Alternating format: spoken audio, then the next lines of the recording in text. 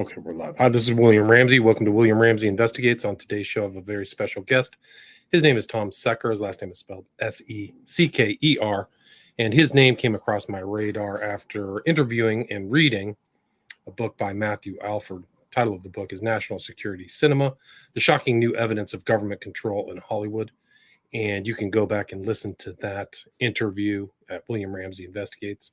So that kind of made me want to reach out to Tom. I've been looking through his website, which has encyclopedic amounts of information on spy culture. And the title of his website is spyculture.com. And he is a British-based journalist, author, and podcaster. His specialties include the security services, Hollywood propaganda, censorship, and the history of terrorism. His writing and research has appeared in The Mirror, The Express, RT Salon, Newsweek, The Atlantic, The Independent, Harper's, Insurge Intelligence, Shadowproof, Tech Dirt, and elsewhere. He lives on the Lancashire coast and is a proud Northerner. And his favorite spy is Eddie Chapman, a.k.a. Agent Zigzag. And his podcast is Clandestine, not clandestine, but Clandestine. And you can find that at his website under the heading of podcast on spyculture.com. But today we're going to talk about an interesting, really fascinating movie that was ahead of its time called Enemy of the State. So Tom Secker, welcome to the show. Thanks for agreeing to the interview. Hey, William, thanks for having me. So for people who may not have heard your background, and you've done just tons of research, your website is chock full of stuff. Can you kind of talk about your background, what got you interested in kind of spy culture or espionage, and what brought you to kind of your inquiry into Enemy of the State? Well, there's a big, broad question, I guess. I'm British. I grew up reading spy novels. I grew up watching spy movies. And in this country, it's a big part of our culture. To some extent, it was British authors who kind of not necessarily invented the spy novel, but certainly were a big part of turning it into one of the genres of the 20th century. And it was as I was reading these things and learning about their authors and realizing just how many of these people were themselves either currently working with the intelligence agencies as they were writing these books, or certainly there was a lot of intelligence veterans, spy veterans who were part of this world, part of the spy genre, if you like. And so, you take someone like Ian Fleming, who worked for British Naval Intelligence and was very, very close to what would become MI5 and MI6. He not only wrote the James Bond novels, but he was also like a technical advisor, a consultant producer or something on the films. And that, has become one of the biggest movie franchises of all time. And so it was looking into all of that kind of thing. And then I guess it was sometime in the mid-2000s, I picked up David Robb's book, Operation Hollywood, and that got me into the more military side of this, sort of building out from the intelligence agencies to encompass other parts of the government as well. And I guess I've also, just broadly speaking, had a fascination with propaganda, or at least how it is that art and culture inspires certain attitudes and ideas in people, how it encourages certain mentalities and so on. That's always been something I'm very interested in, whether we're talking, linguistics or semiotics or cinema or, anything else. And so combining this stuff together, it was sometime around 2012, I think, when I first started the website. And one of the inspirations was Matt's work. I stumbled across that in the course of researching this. Of course, I did. Also, Tricia Jenkins' book, the first edition of her CIA in Hollywood book, came out in 2012, 2013. And so I basically just kind of looked at all of this stuff and thought, look, there's clearly something going on here. There's something quite important going on here. It's a transatlantic and possibly global thing. It's getting taken seriously by academics, so it's credible. There's stuff you can get to here that's like credible source material. And there was, particularly around like the controversy around Zero Dark 30, you may remember the 2012 Oscars and all of that. I thought there is also news value to this. So why not put together a site that brings all of this stuff together, that tries to get hold of all of this source material and just make it available to anyone. So whether it's researchers, academics, journalists, media people, or just random members of the public who are interested in propaganda and the government, they can access this. And also I can use all of that source material as the basis for podcasts and videos and articles and so on. And so that's what I did. And the first iteration of the site, which was quite a basic version, I think, of the site, went up late 2012, early 2013. And since then, the site's evolved. I've added as you can see, endless amounts of content. I have no idea actually how much content, how many different posts there are on there now. But like I say, there's podcasts, there's videos, there's lots of articles, there's all these document posts. Pretty much everything I've got, I stick up on the site. Although at this point, frankly, I have so much stuff, it would take the rest of my life probably to go through it all in detail and actually, break it down into, podcasts and articles and so on. But yeah, it's kind of, I wanted there to be a resource that people could go to learn about this, and there wasn't such a thing out there. And so I thought, I'm just going to make it myself. Right. And you just have a wide variety of different topics, films, people, cultural analysis. So much of the stuff you talked about, 3 Days of Condor, Goldfinger. If you're on YouTube, you can see his site, and just tons of great information for somebody like me. Like, I was looking through it over the last couple of days. And then you have the podcast too. And what kind of led you towards this seminal film, Enemy of the State? Well, that was one that came up in the course of researching the CIA primarily, because while the DoD, the military, the US military, the Pentagon, and to a certain extent the FBI have been up to this since at least the 1930s, I mean, in some cases even earlier, the CIA didn't get formally involved in Hollywood until the mid-90s. And so one of the challenges has been to try and figure out what have they actually been doing since then, because they're much more resistant to freedom of information requests and other typical investigative methods that one might use to try and establish some of this stuff. You know what I mean? And so digging into the CIA, among other things, we found that on the making of for the DVD for Enemy of the State, Will Smith actually talks about visiting CIA headquarters. And then it turns out it's actually listed on, or was listed, on the website of a man called Chase Brandon, who was the CIA's Hollywood liaison for about a decade, from around 96 to 2006, give or take.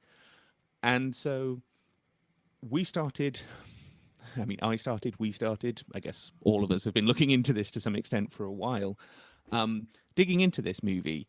And then it turned out some emails came out, again via a FOIA request, from the NSA that essentially revealed that the producers had had some kind of relationship with the NSA in the course of making this movie. So that's not just one major intelligence agency, it's two.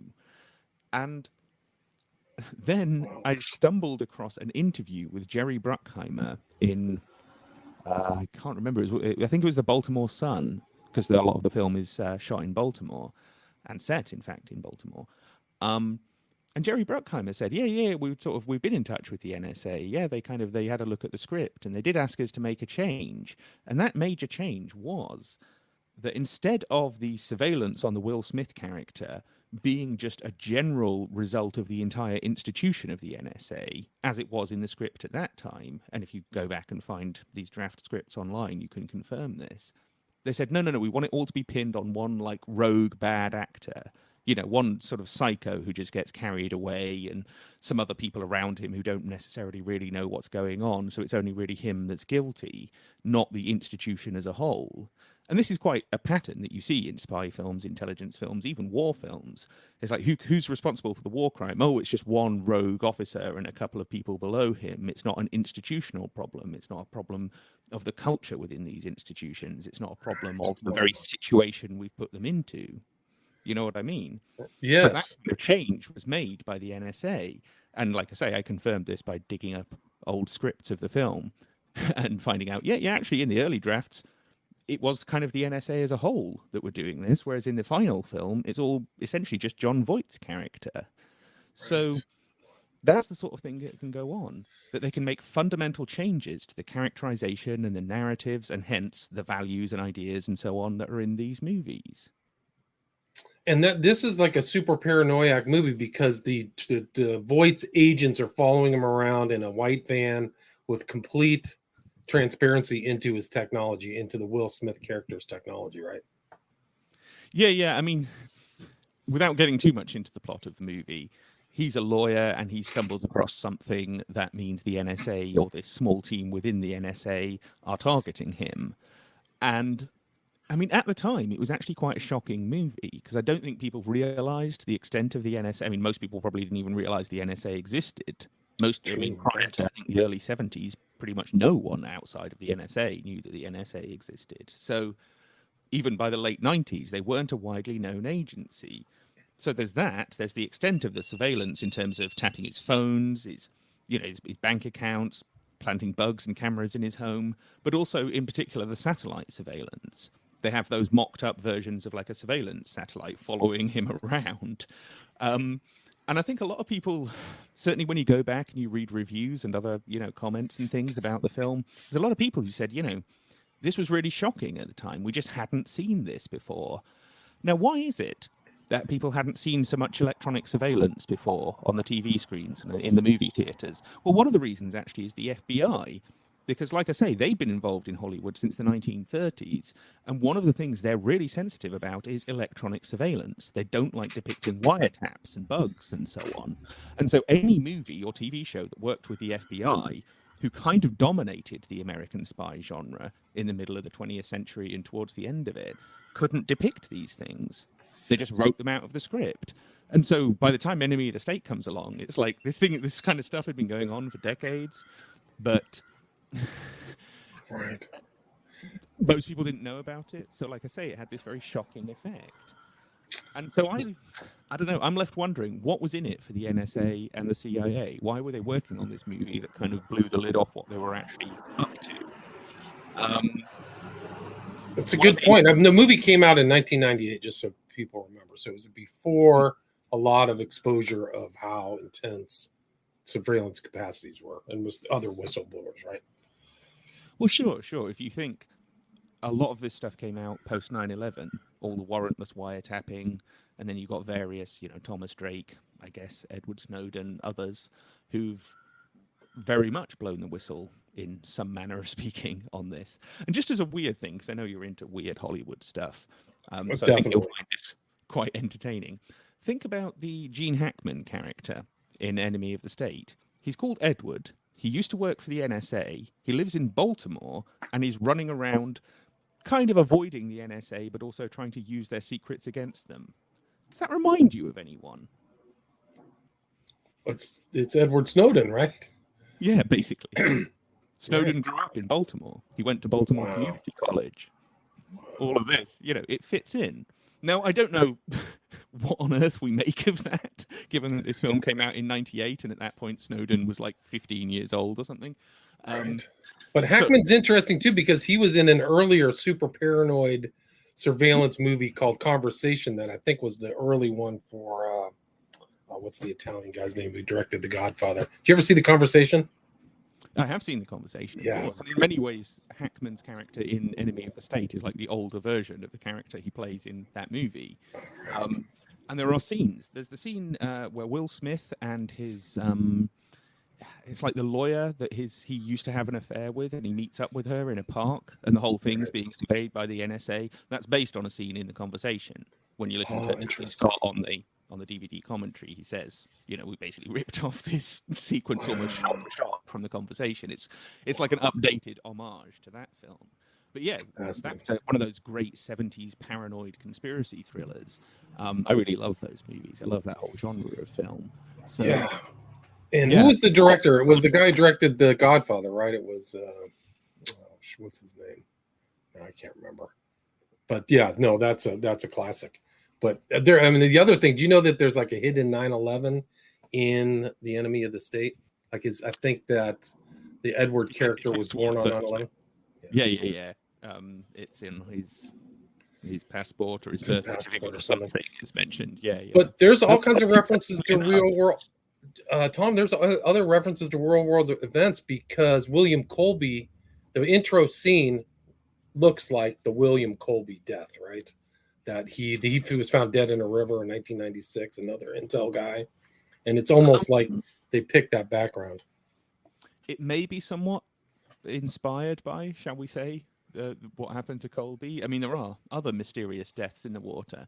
I mean, you interviewed Matt. One of the things Matt and I have kind of dwelt on, only in a speculative way, because we can't really figure it out, is actually, especially with the car being kind of rolled into the water, that's very actually reminiscent of what happened with Gary DeVore, the Hollywood screenwriter who the hands, right? murdered something, Right. and his body supposedly turns up in this car in a river that it never should have been in. And this is all happening around the time when Enemy of the State was being made. So whether there's a connection there, I simply don't know. But if you want to get into speculative, weird Hollywood stuff, which some people do, the Enemy of the State there's quite a lot to unravel there, is basically. There really is. There really, I mean, interesting people. Bruckheimer has a colorful background. Will Smith has a colorful background. I mean, there's a lot of curious. And those guys, all these guys who were like the followers had it was the beginning of their career, right? Jack Black and some of these other people.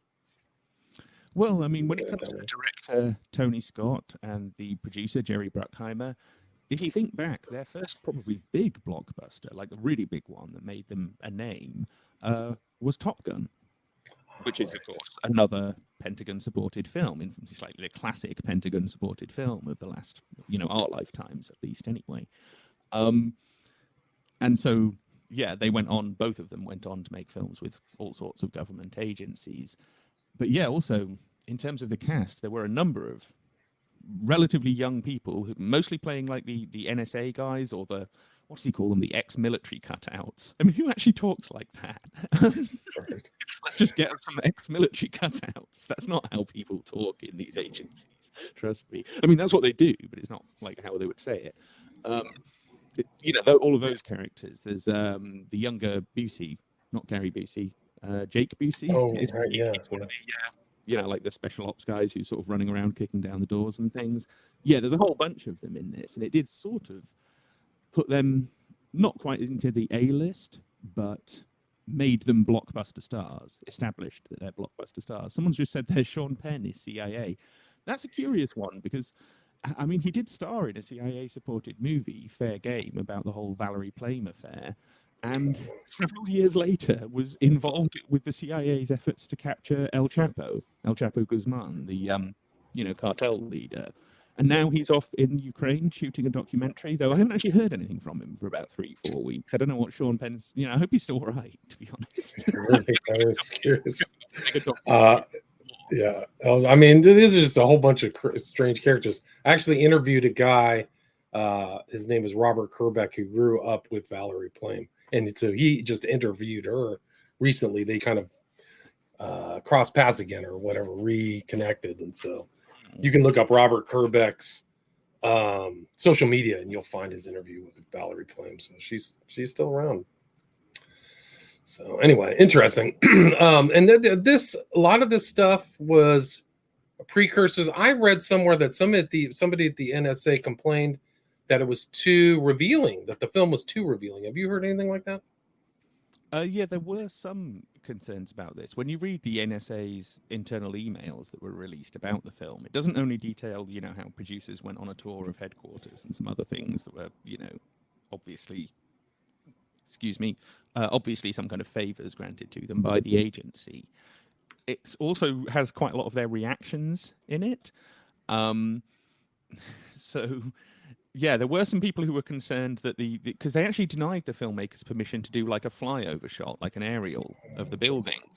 And so what they actually did was got a plane that went over the height of the restricted airspace and shot it from a very long distance, long lens did, in order to get that shot of the NSA building. And people were concerned about this because they were like, oh, they might be able to read the license plates on the cars. And it's sort of, no, this is a Hollywood movie, not a spy satellite. Your satellites can read the license plates on the cars, but that's a camera in a helicopter or in a plane. It's, their technology isn't as good as yours. But yeah, there were some concerns about sort of, is this either... I mean, there weren't that many concerns about it portraying them badly. That was the thing. And if you think, like I say, because of that script change, the NSA as a whole doesn't come across that bad. It is mostly just John Voight and his merry band of young psychopaths. So, yeah, it was more a concern about, are they showing too much? Are we revealing too much? Are we telling the audience too much about what it is of what we do? And in fact, it did lead Michael Hayden, who one of the few people to have been, I think the only person to have been the head of the CIA and the NSA, he embarked on a kind of PR campaign, if you like, after this, in order to try and help put the NSA out there in a friendly way. And, he did interviews and other high officials within the agency did interviews. And you have to think back, given that the NSA probably had the most information, the most intelligence on what on earth was going on in those years running up to 9/11, even more than the CIA did, and hardly anyone blames them.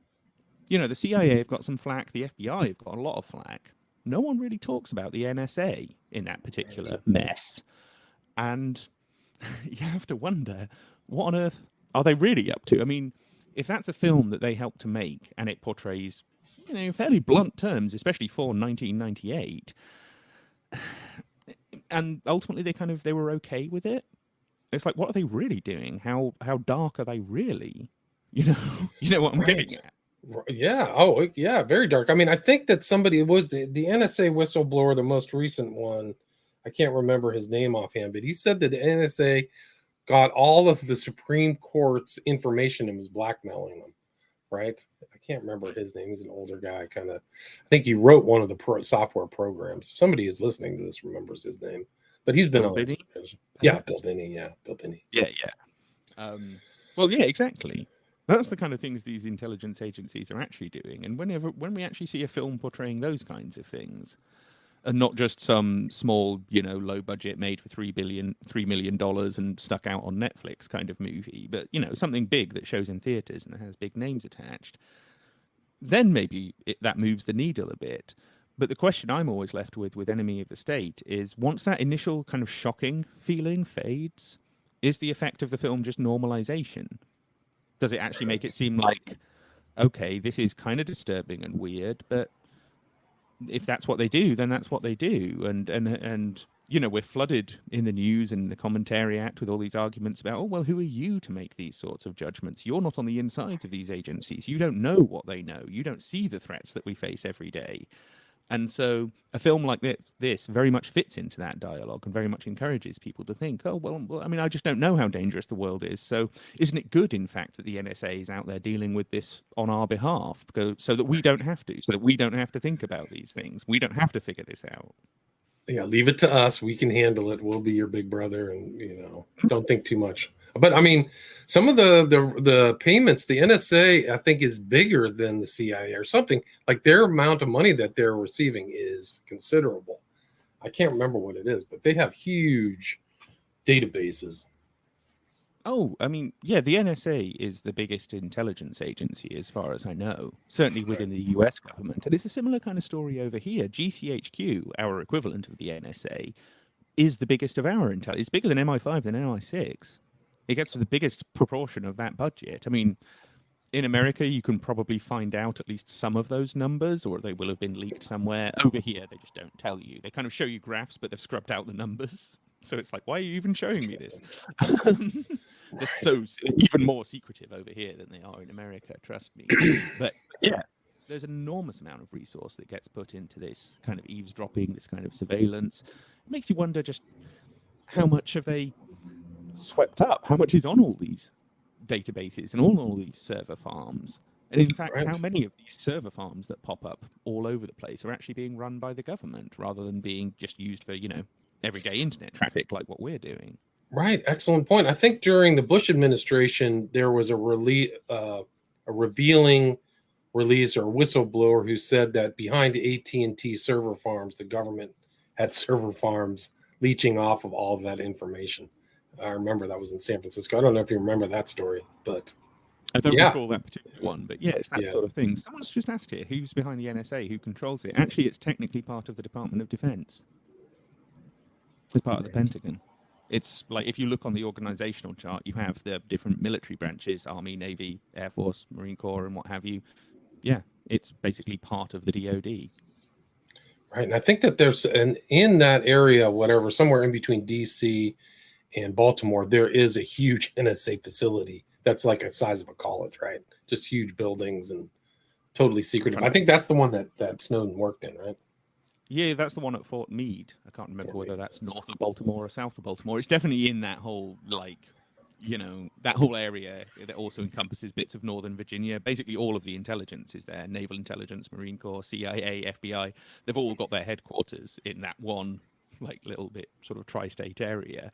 And it's, yeah, It's kind of terrifying, really, to It's think terrifying. that a few, counties in Northern Virginia and, south of DC are kind of monitoring almost everything that's going on in the world, or at least everything that they can, everything that they can plug into. They're trying to keep an eye on it. And even if no human being is actually looking at it, they're still sticking the cable into a database and recording all this so they can go back and look at it later if they need to, if they feel like they want to. Good point. So they can go back and look at people's histories and whatever and all that stuff. And it reminds me, this movie, Enemy of the State, reminds me of the Matt Damon films where like they're tracking him too, where they're trying to get real live data and information and going into the back of video cameras. The Bourne trilogy. Yes, the Bourne. It reminds me of Bourne. Interesting. Well, they too were supported by the CIA. Makes sense. It turns out.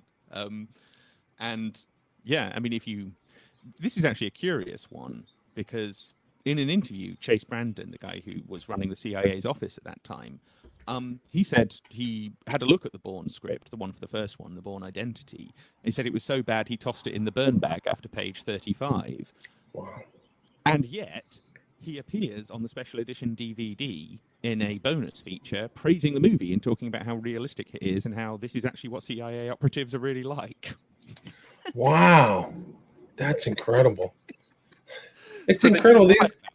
They do just, say, oh, no, we didn't work on that movie. And then, 10 years later, you get a document or something that proves that they did. And it's like, right.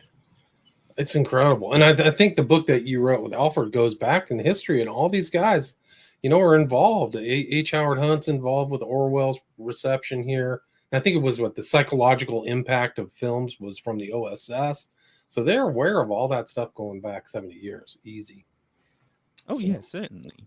I mean, actually, that memo from the OSS is kind of it's almost a roadmap for what the CIA did in Hollywood for the next 30 or 40 years. And indeed, kind of the policies that America adopted towards its own film industry. It talks about things in that memo, not just in terms of like psychological warfare, but also industrial terms. Like, how do we get our films into countries so we can project the desired imagery into their minds, get these publics on our side in terms of soft power and Cold War tactics and so on. And this is what they did. They tried to hammer away all of those restrictions and any, because a lot of countries have quotas on how many foreign films come in so they don't destroy their domestic film industry. Right.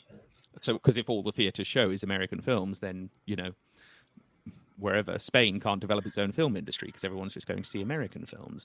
And so they spent years, decades really, hammering away at those sorts of restrictions. And they're now facing this sort of problem with China, for example. China actually has quite a strict quota on how many US films it allows in, and obviously has quite a stringent censorship board, let's say, for films coming in to be exhibited in China.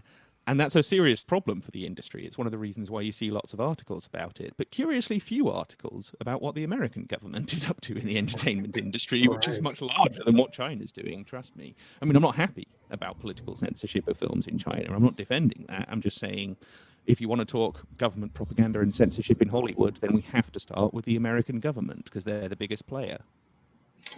Right, and what's interesting about Enemy of the State is its legs, its lasting power. It's still being reshown all the time on TV. So it really, I think it really struck a nerve or was impactful in that regard as far as this kind of a spy thriller goes. Well, Tony Scott did say he wanted to make something like a 70s conspiracy thriller, but with updated filmmaking and technology and so on. And if you think about it, has anyone made something of that type? That sort of really neurotic, high-paced kind of surveillance thriller that's also an action film.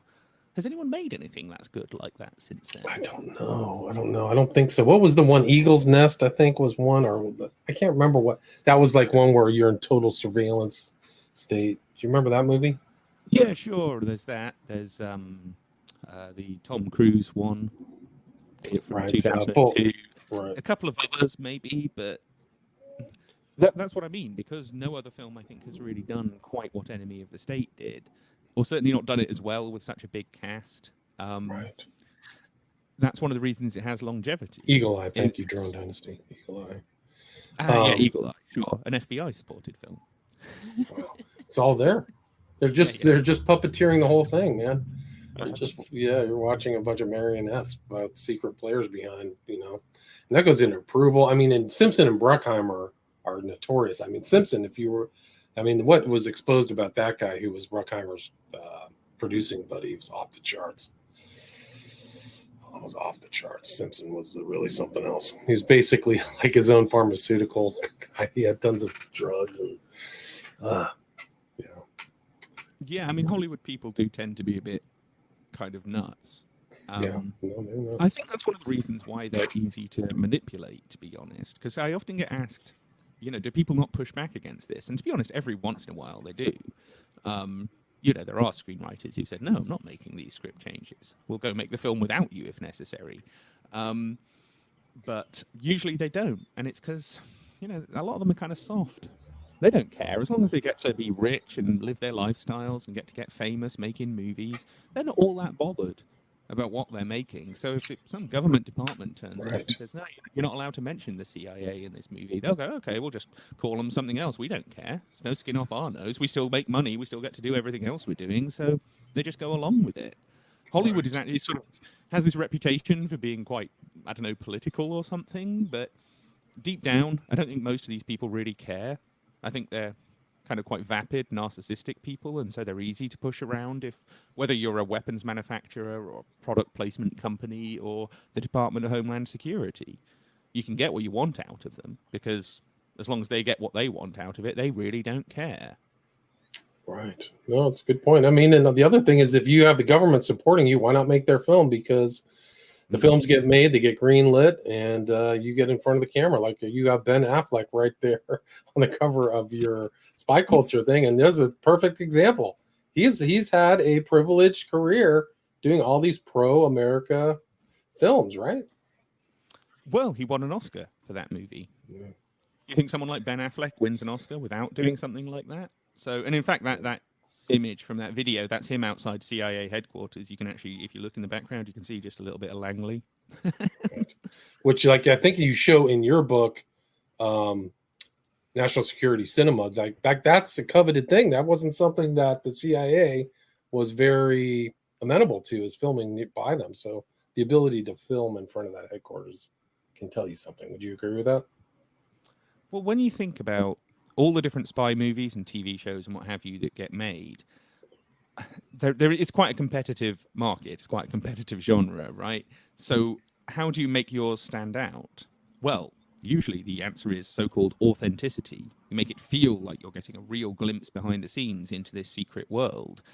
That's what they're supposedly offering their audience. And to some extent they are actually giving you that, but it's sort of a version of that world that's been curated and edited by the people who actually live in that world. So make of that what you will.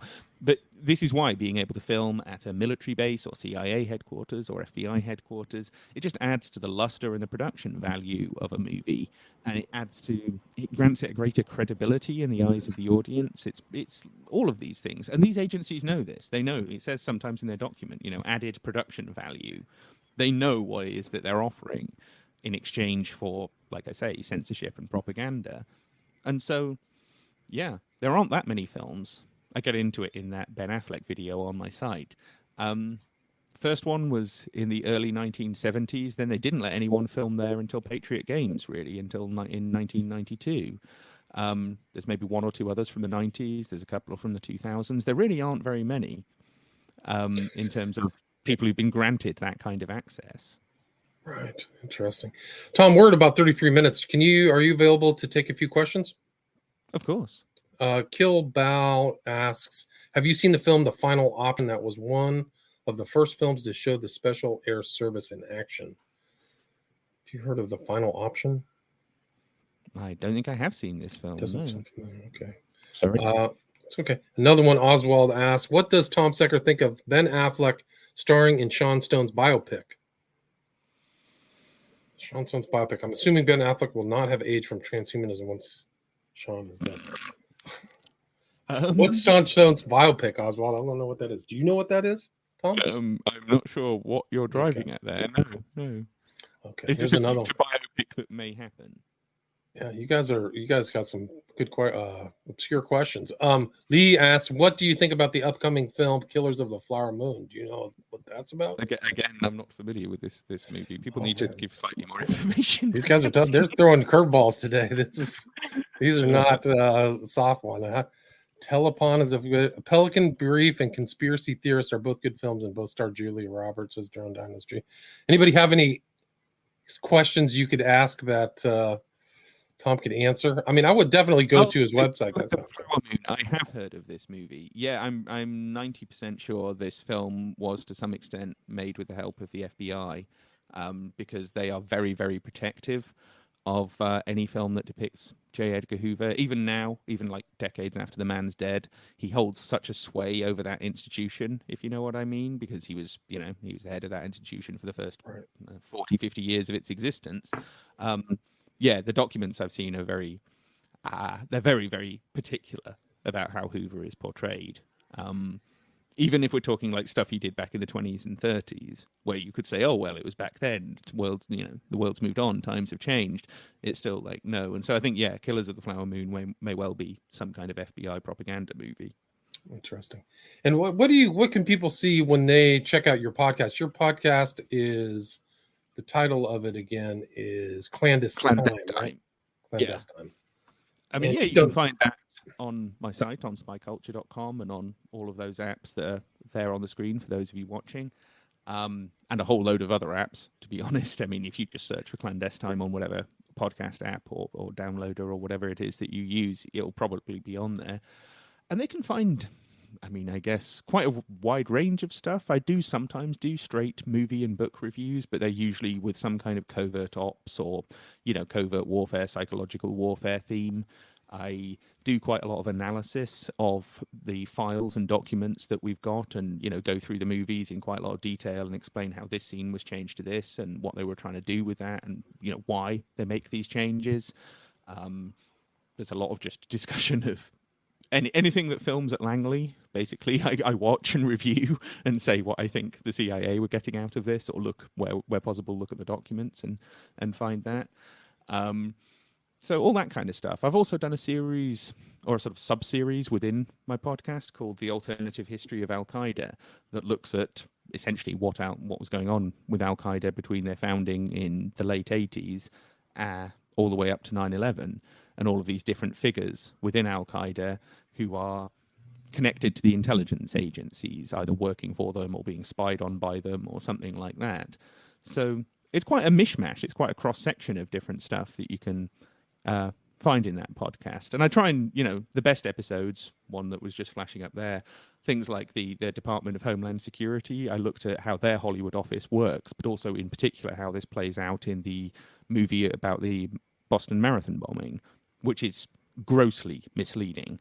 And that film was supported by everyone. That had like military, FBI, local Boston agencies. I think Homeland Security also worked on that one. That is like one of the most state-sponsored movies of all time. And it tells almost entirely misleading and in some ways quite kind of bigoted version of events there. Avoids all of the questions, all of the outstanding stuff where people are wondering, well, hang on, what about the background of these Tsarnaevs who, again, had relatives in the security services, were clearly to some extent being spied on by the security services. It's, the film avoids all of that. Well, one of the reasons why it avoids all of that is because the very people who were doing all of this and who either screwed up massively or were up to something very evil and criminal were working on the movie. So the best episodes are stuff where, you can tie all of that kind of thing together. So there are a few of those. Awesome. So people can check out Clandestine, and you can go for the links to whatever podcast site you want to listen to it on at spyculture.com. So you can see all of Tom's other outstanding research. I was looking through it for the last 48 hours. I was in awe at how much research you've done, just incredible research. So really glad to have you on and share your insights into Enemy of the State. Is there anything you'd like to add or anything I missed before we wrap up? Well, just a quick plug, I guess, for Theatres of War. I mean, you spoke to Matt about it, but we do have this documentary that is on the verge of release, which kind of builds on what we did in National Security Cinema, and to be honest, goes beyond some of the stuff I've even got on my website, though obviously it doesn't cover everything that's on the site, because then the documentary would be, 50 hours long.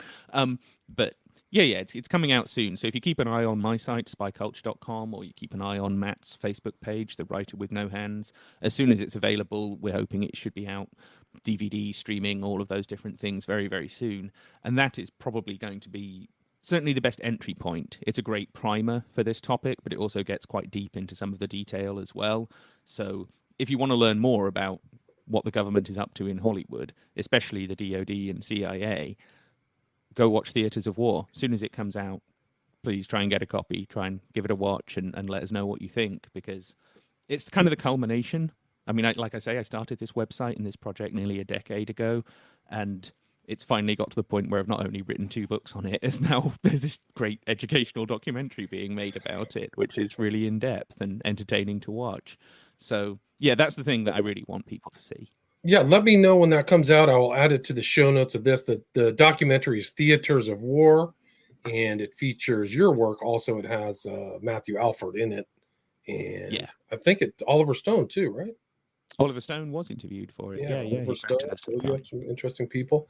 And your website again is spyculture.com, and the podcast is Clandestine, and the researcher and author is Tom Secker. Tom, thanks so much for your time.